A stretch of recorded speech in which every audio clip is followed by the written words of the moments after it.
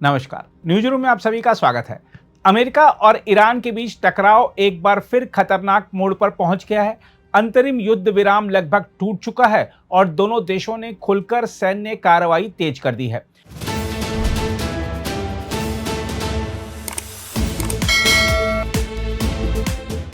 अमेरिकी सेना ने गुरुवार तड़के ईरान के भीतर करीब 90 सैन्य ठिकानों पर भीषण हवाई हमले किए, जिसके जवाब में ईरान ने बहरीन और कुवैत स्थित अमेरिकी सैन्य अड्डों पर मिसाइल और ड्रोन दाग दिए। बताया जा रहा है कि अमेरिकी हमलों के बाद ईरान के भीतर माहौल बेहद तनावपूर्ण और अनिश्चित बना हुआ है। जिन शहरों को निशाना बनाया गया वहां लोगों में दहशत का माहौल है। कई इलाकों में लगातार विस्फोटों की आवाज, हवाई हमलों की आशंका और सुरक्षा बलों की भारी तैनाती के कारण सामान्य जनजीवन प्रभावित हुआ है। रिपोर्टों के मुताबिक ईरान सरकार ने सुरक्षा व्यवस्था कड़ी कर दी है और कई संवेदनशील इलाकों में लोगों की आवाजाही सीमित की गई है। मीडिया की रिपोर्टों के अनुसार तेहरान समेत कई शहरों में लोग युद्ध के और फैलने की आशंका से चिंतित हैं, जबकि दूसरी ओर बड़ी संख्या में लोग अमेरिकी हमलों के खिलाफ राष्ट्रवादी भावना के साथ सरकार के समर्थन में भी खड़े दिखाई दे रहे हैं। हालांकि इस प्रकार की भी खबरें हैं कि ईरान सरकार सूचना प्रवाह पर कड़ा नियंत्रण बनाए हुए है, इसलिए वास्तविक स्थिति की स्वतंत्र पुष्टि करना कठिन है। जहां तक अमेरिकी हमलों की बात है तो आपको बता दें कि अमेरिकी केंद्रीय कमान ने दावा किया है कि इस अभियान में वायु रक्षा प्रणाली, मिसाइल और ड्रोन भंडार, नौसैनिक ढांचा, तटीय निगरानी तंत्र, सैन्य रसद केंद्र और समुद्री अभियानों से जुड़े कई ठिकानों को निशाना बनाया गया। अमेरिकी सेना का कहना है कि इन हमलों का मकसद ईरान की उस क्षमता को कमजोर करना था जिसके जरिए वह हॉर्मुज जलसंधि मध्य में व्यावसायिक जहाजों और नागरिक नाविकों पर हमला कर रहा था। इससे एक दिन पहले भी अमेरिका लगभग 80 सैन्य ठिकानों पर हमला कर चुका था और उसका दावा है कि इस कार्रवाई में इस्लामिक रिवॉल्यूशनरी गार्ड कोर की 60 से अधिक नौकाएं नष्ट कर दी गई थी। ईरानी सरकारी मीडिया के अनुसार अमेरिकी हमलों से देश के कई हिस्से दहल उठे। बुशहर स्थित परमाणु ऊर्जा परिसर के आसपास विस्फोट हुए, जबकि चाबहार, कोनारक, बंदर अब्बास, सिरिक, कुहेस्तक बंदरगाह, गोलिस्तान प्रांत और ईरान शहर हवाई अड्डे सहित कई रणनीतिक स्थानों को निशाना बनाया गया। चाबहार के समुद्री नियंत्रण टावर को भारी नुकसान पहुंचा है और ईरान शहर हवाई अड्डे पर हुए हमले में एक अग्निशमन कर्मी की मौत होने की भी खबर है। सोशल मीडिया पर सामने आए वीडियो में कई इलाकों से धुएं के विशाल गुबार उठते दिखाई दिए।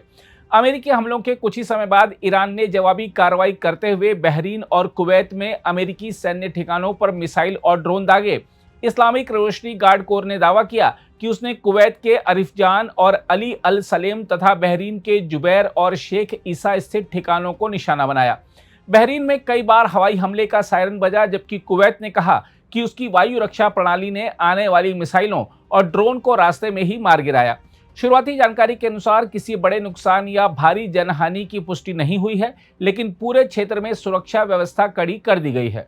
हम आपको बता दें कि इस पूरे घटनाक्रम की जड़ हॉर्मुज जलसंधि मध्य में व्यावसायिक जहाजों पर हुए हमले हैं। अमेरिका का आरोप है कि ईरान ने ओमान तट के पास 3 व्यापारिक टैंकरों को निशाना बनाकर अंतर्राष्ट्रीय समुद्री यातायात और ऊर्जा आपूर्ति को खतरे में डाल दिया। दूसरी ओर ईरान का कहना है कि अंतरिम युद्ध विराम के तहत इस जलमार्ग पर यातायात का नियमन करने का अधिकार उसके पास है और किसी भी बाहरी दबाव को स्वीकार नहीं किया जाएगा। इस बीच अमेरिकी राष्ट्रपति डोनाल्ड ट्रंप ने नाटो शिखर सम्मेलन से लौटने के बाद साफ कहा कि ऐसा लगता है कि अंतरिम युद्ध विराम अब समाप्त हो चुका है। उन्होंने सोशल मीडिया पर ईरान में हुए विस्फोटों के वीडियो साझा करते हुए चेतावनी दी कि यदि जहाजों पर हमले दोबारा हुए तो अमेरिका इससे भी अधिक कठोर जवाब देगा। ट्रंप ने यह भी कहा कि अमेरिका चाहे तो बहुत जल्दी यह अभियान पूरा कर सकता है। उन्होंने ईरान के बिजली संयंत्रों, समुद्री जल को पीने योग्य बनाने वाले संयंत्रों और मुख्य तेल निर्यात केंद्र खार्ग द्वीप को भी निशाना बनाने की चेतावनी दोहराई। साथ ही उन्होंने दावा किया कि सैन्य दृष्टि से अमेरिका बढ़त हासिल कर चुका है और ईरान समझौता करना चाहता है, हालांकि उन्हें तेहरान की नीयत पर भरोसा नहीं है। उधर ईरान के शीर्ष नेतृत्व ने अमेरिकी कार्रवाई की कड़ी निंदा करते हुए जवाब और तेज करने की चेतावनी दी है। संसद अध्यक्ष मोहम्मद बाकर गलीफाफ ने कहा है कि अमेरिका को अब तक यह समझ नहीं आया कि धमकी और वादा खिलाफी की कीमत चुकानी पड़ती है।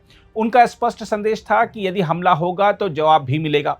विदेश मंत्री अब्बास अराक्ची ने भी ट्रंप की भाषा की आलोचना करते हुए कहा कि ईरान अपमान का उत्तर शब्दों से नहीं बल्कि कार्रवाई से देगा। उन्होंने दोहराया कि हॉर्मुज जलदमरू मुद्दे का भविष्य अमेरिकी धमकियों से नहीं बल्कि ईरान की व्यवस्था से तय होगा। इस बीच अमेरिकी अधिकारियों के हवाले से सामने आई रिपोर्टों में कहा गया है कि यह संघर्ष केवल कुछ घंटों तक सीमित नहीं रह सकता।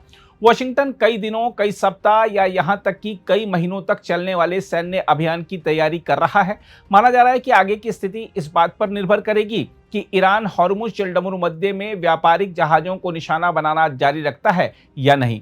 साथ ही स्थायी समझौते के लिए प्रस्तावित वार्ता पर भी अब अनिश्चितता के बादल छा गए हैं।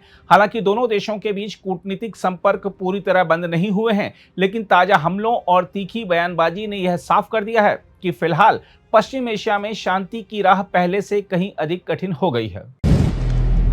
अगर आप भी लेना चाहते हैं देश दुनिया की तमाम जानकारी तो आज ही सब्सक्राइब करें हमारे चैनल को। साथ ही नीचे दिए बेल आइकन को जरूर दबाएं ताकि हर अपडेट आप तक पहुंच सके।